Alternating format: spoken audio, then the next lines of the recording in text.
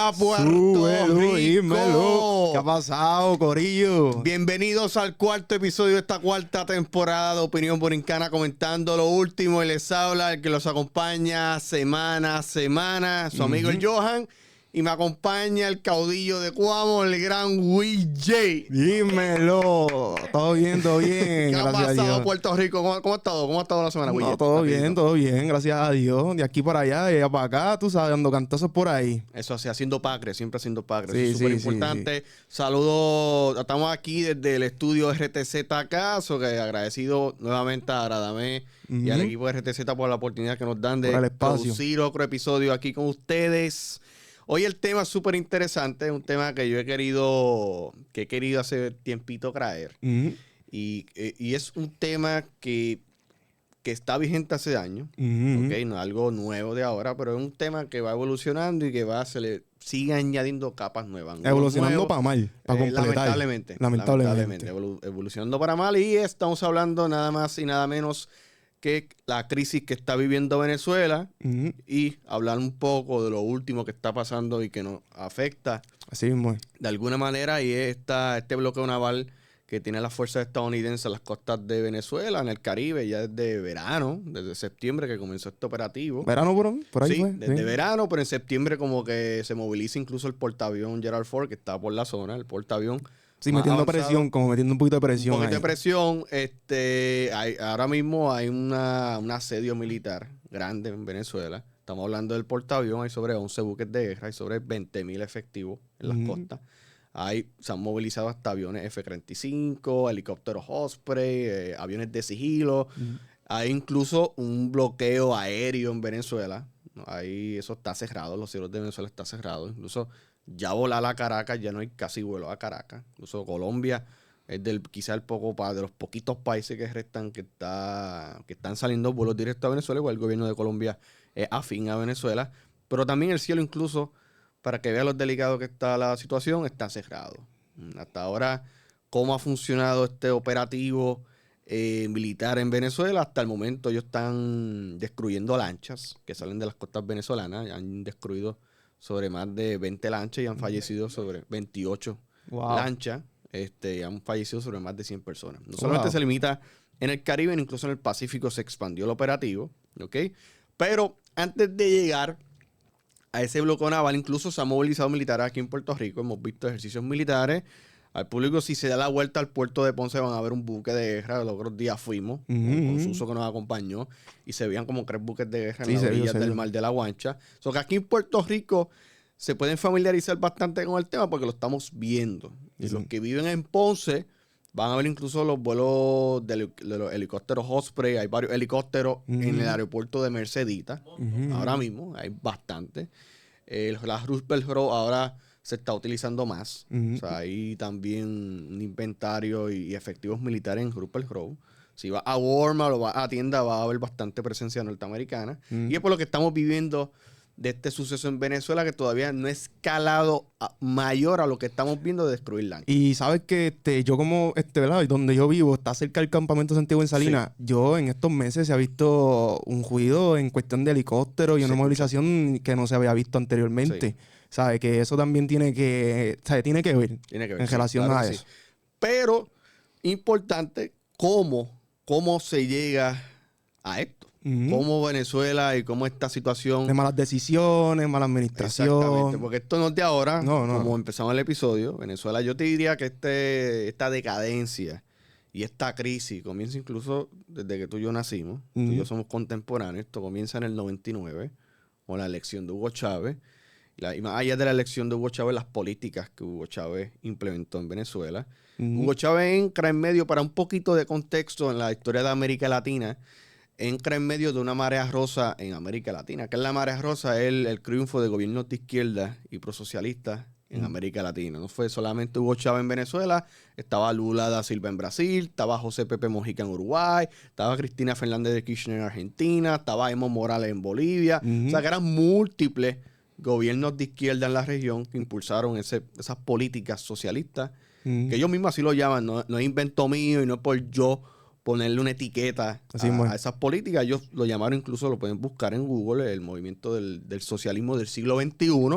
Y todos esos mandatarios trataron de implementar políticas dentro del socialismo, un Estado bastante presente, un Estado que les resolviera las comunidades, no eran creyentes en el sector privado, y pues todo este proceso comienza en Venezuela este año con la elección de Hugo Chávez. ¿Okay? Esta figura de Hugo Chávez incluso... Pero hay que decir, ¿verdad? Que cuando Hugo Chávez cayó para las elecciones, antes de eso, pues era como que un cansancio que tenían las personas por el sistema bipartidista que había en ese entonces. Que fue como desde el 58 al 98, que básicamente lo que el sistema bipartidista había era acción democrática y democracia cristiana. Sí. Entonces, pues, a ver ese revolú en cuestión de corrupción, desigualdad social y todo eso, pues las personas se cansaron. Había un Entonces, descontento. Exacto. Entonces, pues, con la crisis también que hubo, o la huelga masiva que hubo en el 89, el Caracazo también creo que fue, que fue eso a base también de eso, también de los problemas sociales que habían vigentes. Sí. Pues viene Hugo Chávez, ¿verdad? Con estas nuevas ideas y diciendo, ¿verdad? Que va a encarcelar a los corruptos y va a hacer, ¿verdad? Lo que es una Venezuela más fuerte y potente. Pues con ese discurso, pues se fue ganando como que el cariño del público, básicamente del público. Ganando adeptos, exacto. Porque él no comenzó, no fue que fue la primera vez y se postuló y ganó. No. Él llevaba años activo en la política. Él primero hizo un golpe de Estado. Sí, él trató de hacer en el 92. Él hizo un golpe de Estado y fue fallido. Y ahí fue la famosa frase del por ahora que dijo él. Sí. Sí. En el 99 gana, ¿okay? Y comienza todo el proceso, incluso Hugo Chávez. Democráticamente. Sí, democráticamente. Democráticamente ganó. Que el pueblo aceptó de que lo querían como presidente. Incluso, y en esa elección, es importante, por eso siempre se resaltan las campañas electorales de que la gente vote, ¿ok? En el caso de esa elección que Hugo Chávez participó, hubo una gran abstención. Mucha gente no votó. Sí. Millones. Sí. Y que ahora quizá ya una generación después se lamenta de esa decisión de lo que dio paso a lo que Venezuela está viviendo ahora. En esa elección del 99 hubo un % de abstención altísima. Hugo Chávez entra a la escena, ¿ok? Impulsa, incluso cuando él comienza, y pueden buscarlo en Google, es bien interesante. Él tuvo una entrevista con Jorge Ramos y le había confirmado a Jorge Ramos de que lo que tenía pendiente era estar 4 años. No se veía como un mandatario largo, ¿ok? Incluso cuando él comienza esta etapa política a principios del nuevo milenio, él usaba gabán. O sea, la forma de ser de Hugo Chávez y de presentarse era bien distinta. Cuando ya agarra el poder y poco a poco el chavismo sube de adepto en Venezuela, pues cambia el estilo a un estilo más autoritario, ya era como un militar más, era un comandante más. Sí, ya se puso como que más autoritario. Autoritario. Y poco a poco ahí es que comienza el declive en Venezuela a nivel social, eso es súper importante, a nivel económico y a nivel político.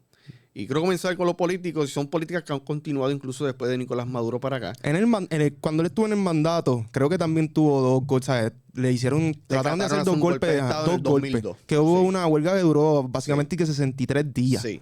Eso está fuerte, eso está fuerte. El intento de golpe de Estado es para que vean que hay descontento desde hace más de 20 años, lo que tocabas de mencionar. Sí. El golpe de Estado que intentaron hacerle a Hugo Chávez hace más de 20 años, en el 2002 incluso estuvo 3 días preso. O sea, que fue un golpe, se intentó hacer un golpe de Estado que durara, pero no fue fallido igualmente. ¿Ok? Pero... Y fue porque básicamente no tenía todavía ese control en las instituciones. Exacto. Él poco a poco, que ahí yo quería comenzar en lo político, pues son 3 niveles. En el caso de lo político, poco a poco el chavismo abarcó todas las esferas del poder. Son organismos que deben funcionar de forma independiente, como lo era el Tribunal Supremo, como lo era el Consejo Nacional Electoral, que es como lo que cifra la Comisión de Estatal de Elecciones en Venezuela. Poco a poco, pues, ellos fueron controlando esos organismos de forma directa. ¿Y cómo funcionó en el caso del Comité Nacional, la Comisión Nacional Electoral de Venezuela? Por ejemplo, ellos tenían un modus operandi de inhabilitar candidatos. O sea, líderes opositores populares que aspiraran a las elecciones, pues el modus operandi era inhabilitarlos. Sí. O enjuiciarlo, radicarle cargo. Sí. Y por eso los principales líderes políticos opositores al chavismo de esta era en adelante están todos exiliados. Y la última es María Corina Machado. Incluso hay un video viral, María Corina Machado lleva de Venezuela, ¿verdad? Sí, María Corina lleva años militando en la oposición de Venezuela. Incluso ella se viralizó, incluso ahora el discurso está saliendo nuevamente en el internet. Que era socialista, pero no madurista, algo así fue. Y Hugo Chávez está dando un discurso en el Capitolio, ¿ok? Y ella se paró y empezó a debatir con él en pleno discurso. Wow. Ella era bien joven en aquel momento, eso fue hace más de 20 años casi. Está María Corina, el Encema, Enrique Capriles, el Leopoldo López, Juan Guaidó. O sea, que fueron líderes políticos. La oposición de Venezuela ahora mismo está exiliada. Y fueron acciones que fueron tomando a causa del control político que el chavismo ejercía sobre las instituciones en Venezuela. No, y que actualmente está apretado para ellos, para la oposición, poder llevarle ese mensaje, ¿me entiendes? Articularse y organizarse. Sí, por el control que tiene esa gente actualmente en el gobierno está bien apretado. Sí, control de todo, y ahí ¿qué es lo que pasa cuando el gobierno abarca tantas instituciones? Ahí se erosiona la confianza en las instituciones. Las instituciones credibilidad no hay tampoco. Sí, las instituciones dejan de serle leales a la gente, sino al líder. Eso es lo que está pasando en Venezuela. Le fueron leales a Hugo Chávez. ¿Okay? Hugo Chávez fallece en el 2013. A él le da cáncer. ¿Okay? Nicolás Maduro sale electo. Y ahí es un dato importante. En el 2013, mi opinión, fue la última elección democrática, si se justa. Sí, exacto. Competitiva que hubo en Venezuela, incluso porque Nicolás Maduro ganó por muy pocos votos contra Enrique Capriles, como por menos de 5%. Wow. O sea, para que tenga estaba apretado. O sea, que ya había descontento. Sí, desde hace casi 12 o 13 de años. De lo que venía haciendo Hugo Chávez y el chavismo hacia Venezuela, ya había descontento. Sí, ya había descontento, ya la gente no los quería. Hugo Chávez... No, porque ahí fue donde nacionalizó, polarización política también, de esta vuelta de que querían tener control total estatal. Control total de las instituciones del gobierno. Sí. Y ahí llegamos a lo económico. De querer ejercer tanto control, ellos tenían, que eso es derivado de la idea socialista, ellos creían mucho en la expropiación de propiedad privada. O sea, hay muchos terrenos que ellos se expropiaron, que nunca se invirtieron, que nunca se explotaron a nivel comercial. O sea, hay videos virales de Hugo Chávez. Sí, porque ellos nunca fue la producción. No. O sea, ellos importaban básicamente lo que necesitaba Venezuela, lo traían. ¿Me entiendes? Y eso era. Y nunca permitieron, que es derivado de esa idea, la inversión privada. O sea, ellos eran una política de expropiación de todo lo que veía. Incluso, ellos eran anticapitalismo, anti-Estados Unidos, toda esa vuelta. Ese era el discurso de Hugo Chávez, que Nicolás Maduro ha continuado estos 12 años. Un discurso antiimperialista, antioccidental. ¿Okay? No creen en la inversión privada. Por eso cada rato expropiaban. Hay videos virales de Hugo Chávez visitando Caracas con 2 alicates y con varias multitudes, y él decía, expropiese, eso está por ahí. Sí, eso está por ahí. Y en aquel momento la gente la aplaudía. O sea, los presentes que estaban acompañando a Hugo Chávez en ese momento le aplaudían esas acciones. O sea, incluso hay otro video viral que él llama al presidente de un banco y le dice, no, queda expropiado. En vivo. ¿Okay? Que ya el Estado... trató incluso de entrar en la vida del día a día del ciudadano, hasta expropiando. Y eso es otra cosa, eso iba. Medios de comunicación. Antes de Venezuela se destacaba mucho en la programación, había muchos comediantes, muchos programas interactivos que habían en los 90. Hugo Chávez viene y expropió todos los medios de comunicación. Ahora todo el contenido que se transmite de Venezuela se filtra es propaganda. Punto. Es cubriendo todo lo que hace Nicolás Maduro y su gente. Diosdado Cabello, Vladimir Pagrino, los hermanos Rodríguez, que es esa cúpula que ahora mismo tiene el poder absoluto de Venezuela. O sea, abarcaron todo. Sí, todo. Control de todo. Hasta los medios de comunicación, como dice nuestro jefe, abarcaron todo. Y eso entramos en el lado económico. Eso ya evaluamos el lado político. El lado económico, de tanto control que había ante la falta de inversión privada, el mal manejo y la mala administración del petróleo, que es lo que tú ibas a comentar ahora. Ellos hasta se expropiaron de la compañía que administraba el suministro y el manejo del petróleo, que ahora ellos dependen de la importación, de la exportación del petróleo. No, y que el país depende de la marcha, o sea, de la marcha del país depende de si el precio está alto del petróleo o bajo. Si está bajo, nos fuimos por la bolsa. Ahí es bien complicado. Y está bien mal manejado. Sí, definitivamente. O sea, y ahora con este bloqueo naval de Chrome, que ahora básicamente los tienen bloqueados para poder exportar petróleo, incluso incautaron un buque petrolero esta semana. Que era como el dueño era que de Jus o algo así, ¿no? Era de Irán. De Irán era. Era de Irán, pero era un buque sancionado. Se supone que no estuviera eso fue otro papelón con el buque, porque el buque que apagó el radar. Exacto. Y lo prendió ya estando en la bahía. Exacto, Y lo incautaron porque era un buque sancionado y se lo llevaron a Tesa. Está por allá ahora. O sea, además de nacionalizar, que eso se le llama nacionalizar, cuando el gobierno se expropia de una corporación, una compañía privada para que el gobierno lo opere y la administre de forma directa, eso es nacionalizar, ¿ok? Y vuelve el gobierno mucho más caro. O sea, esa es la logística del socialismo y estos pensamientos de izquierda. Y eso pasó también con las hidroeléctricas también. Exacto, con la compañía eléctrica, con las compañías de telecomunicaciones. Que desde que las nacionalizaron empezaron los cortes de luz por ahí para abajo. Se cayó. Pues era tanto lo que el gobierno trata es como la frase, cuando tú tratas de abarcar todo, aprietas poco. Sí, exacto. Y ese es el pensamiento de izquierda y socialista de que el gobierno administre absolutamente todo. Y mientras el gobierno sea más grande, más corrupto es. O sea, más formas de cruquear hay. O sea, y ahí vemos el lado económico. Incluso hay una hiperinflación en Venezuela de un 500%. Wow. Y que el FMI proyecta ya de cara al próximo año que la inflación va a superar de 647% a 800%. Wow, eso es demasiado. Y eso influye también en la devaluación del bolívar, del peso venezolano. Sí, porque la gente empieza a darle valor al dólar. La gente empieza a comprar en dólar, entonces hay más demanda del dólar, entonces pues devalúa lo que es el bolívar. No hay dólares. No hay dólares. O sea, para que tengan idea de cuán poco vale el bolívar en Venezuela, una canasta básica ahora mismo en Venezuela de una familia mensual en dólares son $250. Wow. Mensual. Eso sí está bien. Los trabajos son muchísimo menos, $16. Y todo fue a raíz de que cuando Nicolás Maduro llegó, el precio del petróleo estaba demasiado bajo. Sí, entonces, pues, a pesar de eso, los programas sociales que ya había establecido Hugo Chávez, pues se mantuvo. Entonces, habían demasiados gastos. Exacto. Y se le ocurrió que la maravillosa idea de imprimir dinero al Banco Central, que es dependiente, no es independiente. Pues empezaron a imprimir sin control. Imprimir chavo cuesta. Exacto. ¿Y qué provocó eso? Pues la hiperinflación. Que durante todos los 2 sexenios, más este sexenio, Maduro ya lleva 2 sexenios, está en su tercero ahora. Eso es lo que los venezolanos han vivido día a día. ¿Qué ha provocado esto en lo social? Entrando en lo social, ya tocamos lo económico. En lo social, estamos viendo incluso una emigración masiva de venezolanos. Sí. Masiva.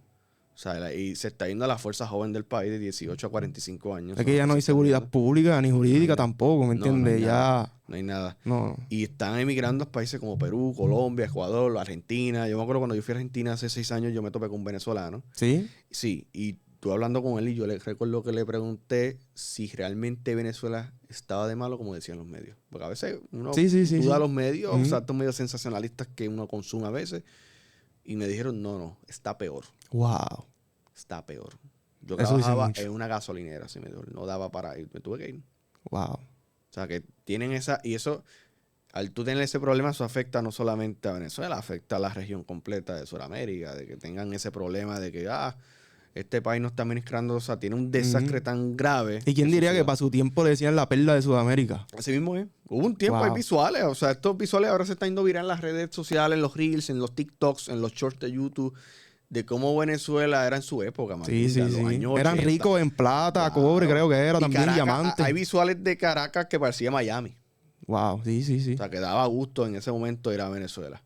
Y en lo social están lidiando con esa situación de la inmigración masiva que afecta a la región completa, porque al país vecino no le conviene tanto de que, mira, que venga tanta gente de otro lado, me quitan los trabajos de mis ciudadanos. Y eso crea un problema. Sí, definitivo. Crea un problema que a ellos les repercute también, a los mismos venezolanos que se van. Y ahí entramos, gracias a toda esta situación, es que llegamos a donde estamos ahora. O sea, ya ellos han trabajado, ya ellos han lidiado con múltiples presidentes estadounidenses. Los últimos presidentes estadounidenses que han lidiado con esto de Venezuela, George Bush, Obama, Biden y Trump. Dentro de todo, Bush, Obama y Biden han sido los más diplomáticos. Incluso la era de las sanciones comenzó con Obama.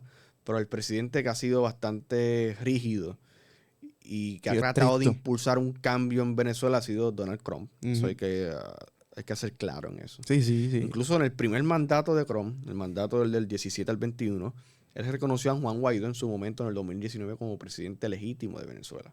Wow. Pues incluso el último intento de golpe de Estado que no se efectuó, que no pudo lograrse, fue en el 2019, en abril del 2019, que Juan Guaidó entra en el contexto de que comenzaba un nuevo sexenio de Nicolás Maduro, y ahí se le acusó, en esa elección del 2018, se le acusó de una elección fraudulenta como la del año pasado. fraudulenta, porque inhabilitó candidatos políticos y por el Sí, el porciento modo operandi de esa gente. lo mismo, y el Sí, porciento sí. que ganó es ridículo. Él ganó como por casi tiene que un 70% de los votos. No, O sea no. que No tenía sentido. no tenía ningún sentido. No tenía A sentido. partir de ese sexenio, que él comienza en el 2019, ahí estaba Donald Trump de presidente. Sobre más de 50 países reconocieron a Juan Guaidó como el presidente legítimo electo en Venezuela. Ujú. Lo que era, el plan de ellos era establecer un gobierno de transición. Juan Guaidó iba a estar de presidente interino. Y el primero que lo reconoció fue Donald Trump. Wow. Y ahí comenzaron sanciones bien fuertes sobre Venezuela. Incluso Venezuela rompió relaciones diplomáticas con Estados Unidos. Incluso no hay embajador estadounidense en Caracas, Ujú. para que vea el nivel de la gravedad que es la situación. Y esto comenzó con Trump. O sea, que el presidente que le está con el guante en la cara a Nicolás Maduro es Donald Trump desde su primera presidencia. Cuando cambia esto en la elección del 2020, que gana Joe Biden mantuvo las sanciones, pero fue un presidente mucho más diplomático. Incluso él trató de hacer un acuerdo para que Maduro celebrara elecciones competitivas y justas en el 2024. Sí, le estaba dando break. Sí, le dieron break, y a cambio Estados Unidos le iba a aliviar las sanciones. O sea, si tú me celebras elecciones competitivas, justas, en igualdad de condiciones, pues yo te voy a aliviar las sanciones que tenemos con el petróleo y con tus exportaciones. No cumplieron, el gobierno venezolano claramente no cumplió. Ahí que entra la figura de María Corina Machado. ¿Tú crees que en esas decisiones nunca hubo una presión internacional en cuestión de los países? Yo creo que la hubo en el primer cuatrenio de Trump. Durante Biden no hubo una presión real sobre Maduro. Ok. O sea, una presión real que el gobierno de Maduro se haya sentido asediado fue en el 2019.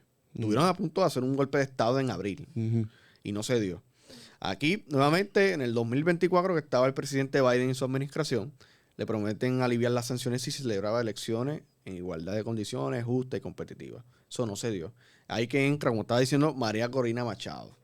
María Corina Machado es una figura una lucha desde hace tiempo. Sí, desde hace tiempo. O sea, María Corina Machado es una diputada o sea, es alguien que está en la política de Venezuela durante años. La gente la conocía ya. O sea, ya la conocía. La figura resurge a partir del 2023 porque a ella le interesaba correr para presidenta para el sexenio que comenzó este año.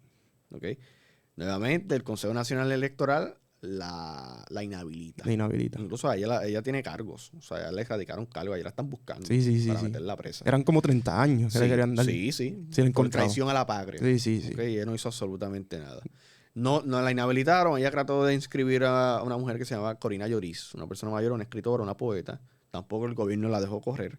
Y aquí es que surge la figura de Edmundo González Urrutia, que es el señor que la ha acompañado muchísimo a ella estos últimos 2 años. ¿Okay? Incluso él fue embajador de Argentina, o sea, embajador de Venezuela en Argentina. O sea, un señor también que lleva tiempo en la política. A él sí lo dejaron correr. Y entonces las elecciones del 2024 se llevaron el 28 de julio. Unas elecciones que nunca ni siquiera se publicaron las actas. No. O sea, Maduro anunció que ganó y se acabó el evento. Sí, pero yo vi por las redes sociales que la gente iba por lo menos ¿verdad? Donde iba la gente a votar y daban los resultados y le tiraban una foto o un video y lo mostraban por redes sociales de que la ventaja, ¿sabes? Era demasiada en comparación a Nicolás Maduro. Sí, es que la oposición adoptó una táctica bien interesante que era, por eso mismo, como sabían que el gobierno le iba a cruquear las elecciones, ellos le tiraron fotos a las papeletas. Exactamente. O sea, ellos tienen todo eso. Y yo vi unas cuantas, ¿sabes? De diferentes lados, la gente haciendo eso. Exacto, y tú lo ves y la diferencia fue abismal. Sí, demasiado. A Nicolás Maduro le dieron una paliza electoral el año pasado de 70, creen. Así de ridícula fue la ventaja sobre Maduro. Pero no, nunca se publicaron actas. No. Él se declara ganador y a partir de enero de 2025, pues él asume su tercer sexenio. ¿Ok? ¿Y quién entra a la escena en enero del 2025? El regreso del presidente Donald Trump a Casa Blanca. Así mismo. El presidente que le tenía el guante a la cara a Maduro, pues vuelve. Vuelve a darle la presión. Tampoco le convenía mucho a Maduro para nada. Y el artífice de todo este operativo que estamos viviendo en el Caribe es el secretario de Estado, Marcos Rubio. O sea, ha sido la persona que como que le propuso este plan a Trump y que le ha dado seguimiento y que ha sido el vocero de todo este proceso, ha sido el senador republicano Marcos Rubio, que se especula que incluso él va a correr para presidente el 2028, pero es otro tema que vamos a hablar en otro episodio aquí. Y ahora es que llegamos a lo que estamos viviendo desde Puerto Rico. Así, que esta movilización masiva, marítima, naval poderosa. O sea, la Armada nunca se había movilizado una armada de esta proporción en el Caribe. En el Caribe, exacto. Una región que algo que nos caracteriza en América Latina, que es buenísimo, somos una zona de paz, es raro. Tuve movilizaciones militares de este tipo. Esto no se veía desde a principios de los 90 con lo que pasó en Panamá. No, y el nivel de potencia que también que tiene, claro, ¿sabes? No están buscando aquí unos cachivaches por ahí, ¿me entiendes? En la orilla. Se ha visto el poderío militar. Y la gente se ha entretenido viendo el aeropuerto, viendo todo el equipo militar, los helicópteros, los buques que están parando en la guancha. Y aquí es que llegamos a este momento. Que Estados Unidos ha tratado de llamar y titular esta operación como una en contra del narcotráfico, que a mí no me hace ningún sentido, yo lo voy a explicar ahora. Movilizar sobre 11 buques de guerra, un portaavión, sobre aviones F-35, helicópteros, y han encubrido esta operación como una en contra del narcotráfico. Eso es lo que están diciendo. Sí, porque incluso bajo la primera presidencia de Donald Trump, a Maduro el Departamento de Justicia incluso emite una orden de captura de $15 millones. Por eso yo digo que el presidente que más, o sea, la administración que más rígida ha sido sobre Venezuela en este régimen chavista ha sido Donald Trump, en sus dos presidencias.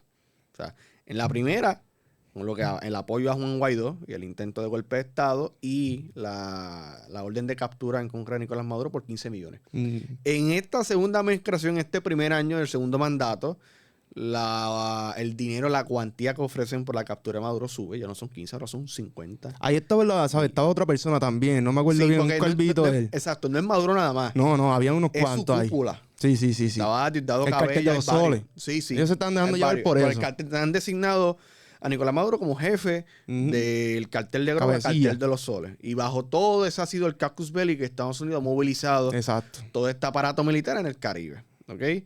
Que cómo ha trabajado el modo operandi ha sido hasta el momento esas destrucciones de lancha, que han fallecido sobre 100 personas ya. Wow. Incluso se alega, alegadamente, incluso se alega y está investigando el secretario de Defensa porque él dio una orden de rematar una lancha. Wow. Sí, que eso lo están investigando incluso en el Congreso de los Estados Unidos. ¿Qué va a pasar? Que es lo que mucha gente en Puerto Rico se especula. Es la parte interesante de todo esto. También. Yo creo que quizás, yo no veo nada, antes de acabar el año, no veo nada pasando, aparte de lo que estamos viendo ahora. Sí lo puedo ver el próximo año. Yo pienso que va a haber algo, pero a largo plazo. Yo creo que van a haber, plazo. Sí, yo creo que de aquí a verano. Tampoco hay que ser real. Sí. Pero mientras más tiempo tengan la armada ahí, más costoso les sale la operación. Sí, definitivo. O sea, tiene que ver mucho. Es un proceso bien costoso. Yo creo que tengo dos escenarios. O hacen ataques quirúrgicos a ciertos blancos. O sea, no va a haber una invasión a la escala de lo que vimos en Panamá. Eso yo lo dudo mucho. Pero o hay ataques quirúrgicos o hacen una operación relámpago para deponer a Maduro. Okay. ¿Tú crees que haya un apoyo de los países aliados de Venezuela? Por ejemplo, de Rusia o de China. Es que cada aliado... ¿Tú crees que se involucren esa gente? De forma directa, ¿no? Quizás suplido de armas, suplido de equipo. Suministro. Parte del inventario militar que tiene Venezuela es ruso. Sí. O sea, pero de algo directo no. No. Y Rusia está lidiando con su guerra hace ya. Cumple 4 años la guerra que tienen con Ucrania. Wow. Que lo tienen bien cansado. Eso es demasiado ya. Demasiado. Demasiado de tiempo ya. Sí, que es otro tema también. Pero creo o veo esos dos escenarios. Ataque quirúrgico a cierto objetivo o una operación relámpago. O sea, una operación que puede durar máximo una semana. Algo como lo de Osama Bin Laden o algo así. Rápido, sacarlo. O sea, sacar a Maduro, a tomar Miraflores. Que tomen el Palacio de Miraflores, hagan algo. Incluso la CIA. El presidente Trump autorizó operaciones secretas de la CIA hace más de un mes. O que la CIA está en territorio venezolano. Sí, inteligencia, haciendo inteligencia. Exacto. Haciendo recopilando datos y recopilando datos y planificando. Sí, planificando detalles. Esa es mi predicción, lo que va a pasar de Venezuela. Yo estoy seguro que la mayoría de la población venezolana aclaman y lo más que desean es un cambio de régimen en Venezuela. Sí. O sea, una vida digna, man, ¿sabes? Una vida digna de tener sus cosas básicas. Un mejor porvenir. Ojalá esto no sea una operación que cueste muchas vidas, que no cueste vida. O sea, que sea lo menos doloroso. De por sí esto es incómodo, doloroso. Tú como país soberano tengas a otro asediándote, eso de por sí es vergonzoso y es incómodo. Pero eso es lo que yo creo que va a pasar. Esto es un tema que a mí me apasiona muchísimo, lo que es la geopolítica. que quizás cuando le demos seguimiento al tema tengamos más invitados a ese nivel. Definitivo. Eso es así. Eso que nada, Corillo, hemos llegado al final de este cuarto episodio Sí mismo. de Opinión Borincana. Estoy súper, hiper, mega agradecido con Radamés, quien nos da la oportunidad El break. de grabar y producir en su estudio. Mil de gracias. RTZ Studio. Nuevamente síganlo en todas las redes sociales, que el hombre está activo literalmente en Para que todo. estén al día, ¿verdad? Para que estén al día de todo y lo sigan en los lives que él hace, que son buenísimos, de lunes a jueves, y su contenido cristiano los viernes. Sí mismo. Eso que nada, Richard, si quieren mandar unos saluditos especiales antes de irnos por ahí. Sí, un saludito a todo el mundo que nos ve y gracias por todo y por el apoyo. Nada, y saludito nuevamente, Ivacito, Sabelito, Bula, a Carlos. Son mucha gente que nos sigue, Sí, hay unos un cuantos abrazo, por que ahí. tengan linda noche, buenas tardes y muy buenos días. Nada, un abrazo aquí de Muchas Opinión gracias. Borincana. Nos vemos. Y feliz Sí, Navidad. feliz eso es Navidad, importante. sí, cierto, cierto.